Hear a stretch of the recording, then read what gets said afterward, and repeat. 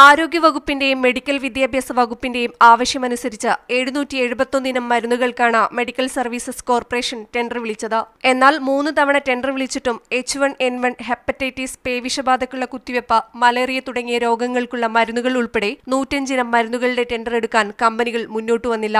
Cipla, torrent, സമരത്ത് pharma ഉൾപ്പെടെയുള്ള കമ്പനികളാണ് ടെൻഡറിൽ നിന്ന് മാറി നിന്നത്. ഒരു ബാച്ച് മരുന്നിന്റെ ഗുണനിലവാരം പരിശോധിക്കാൻ NABL ലാബുകളിൽ 25,000 രൂപയാണ് ചെലവ്. പല ആശുപത്രികളും വളരെ കുറഞ്ഞ അളവിലാണ് മരുന്നുകൾ ആവശ്യപ്പെട്ടത്. അതിനാൽ പല മരുന്നുകൾക്കും ഓർഡർ ലഭിക്കുന്നതിനേക്കാൾ കൂടുതൽ പണം ഗുണനിലവാര പരിശോധനയ്ക്ക് ചെലവാകുമെന്ന് കമ്പനികൾ പറയുന്നു. ഈ വ്യവസ്ഥ ഭേദഗതി വരുത്താതെയാണ് 3 തവണയും കോർപ്പറേഷൻ ടെൻഡർ വിളിച്ചത്. നേരത്തെ 5,000 രൂപ അടച്ചാൽ മരുന്നിന്റെ ഗുണനിലവാരം പരിശോധിച്ചിരുന്നത് കോർപ്പറേഷനായിരുന്നു. എന്നാൽ ഗുണനിലവാര പരിശോധന നടത്തുന്നത് അധിക ചെലവാണെന്ന് കോർപ്പറേഷനും പറയുന്നു. വർഷവും 300 കോടിയിലധികമാണ് കോർപ്പറേഷന്റെ ചെലവ്.